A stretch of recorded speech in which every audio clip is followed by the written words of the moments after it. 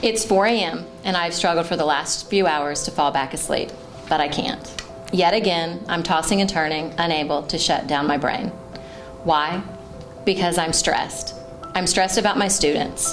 I'm so stressed that the only thing I can think to do is to take my thoughts and write them down tonight and vow to myself that tomorrow I will tell my students the truth, the real truth that I've been needing to say. This is what students really need to hear. First of all, I want you to know that I care about you. I care about you more than you probably care about yourself. And I care about you more than I care about your test scores, your ACT scores, and your GPAs. I care about you more than I care about your state-required benchmark minimum that tells me how much I'm supposed to care. I care about you as a person, and because I care, I'm going to be honest with you. Do I have your permission to be honest in both what I say and how I say it? Here's the thing, teachers lose sleep because of you every week. But before I tell you why, there is something you need to understand about school. You see, academic learning is not the main event of school. It never has been, and it probably never will be. All of these subjects, content knowledge can change your life. These classes are events, but they're not the main event. The main event of school is learning to deal with the harshness of life, learning how to deal with adversity, learning how to deal with harshness as simple as a forgotten locker combination, to obnoxious peers, to gossip, to being doubted by others, to doubting yourself, and still, through it all, pushing to be the best version of you, no matter what. The main event of school is conquering adversity.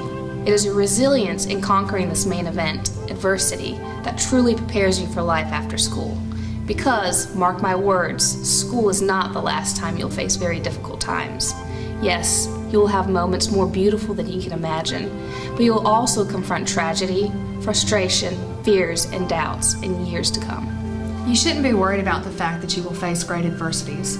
What you should be worried about is that you're setting yourself up to fail at overcoming them. That's the real reason teachers lose sleep over you every single week. You are failing the main event of school. You are quitting.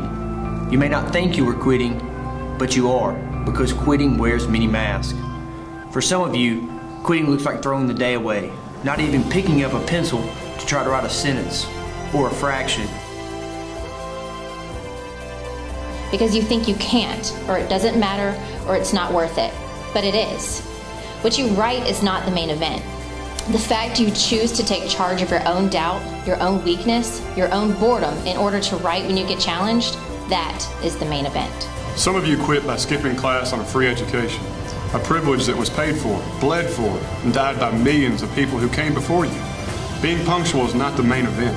The main event is delaying your temptation and investing in your own intelligence, understanding that sometimes short-term pain leads to long-term gain, and that great people make great sacrifices for the greater good. For others, you quit by throwing disrespect at adults who ask you to go to class. Bowing to authority is not the main event. The main event is learning how to problem solve maturely.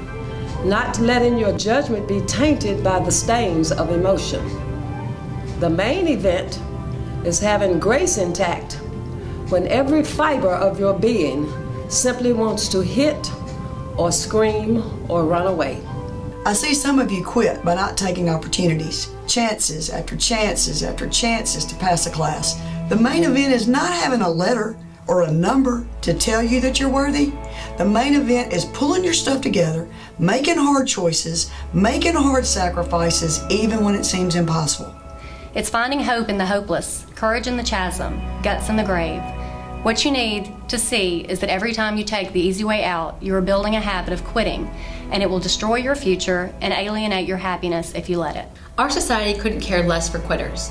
Life will leave you sad and depressed and poor if you can't courage up and learn how to deal with hardship. You are either the muscle or the dirt.